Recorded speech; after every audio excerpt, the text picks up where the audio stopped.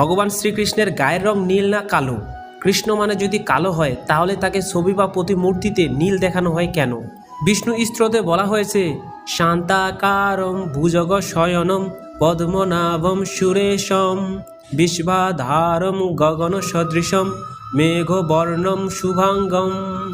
অর্থাৎ সর্বদাই শান্ত তার রূপ, যিনি শেষনাগের শয্যায় শয়ন করেন, যার নাভি থেকে পদ্মের উৎপত্তি, যিনি সর্বদেবের অধীশ্বর, যিনি সমগ্র বিশ্বের আধার, আকাশের ন্যায় অনন্ত এবং মেঘের সমান তার বর্ণ। পুরাণ মতে ভগবান বিষ্ণুর গায়ের রং বর্ষাদায়ী মেঘের সমান, অর্থাৎ ঈষৎ কালো ঈষৎ নীল।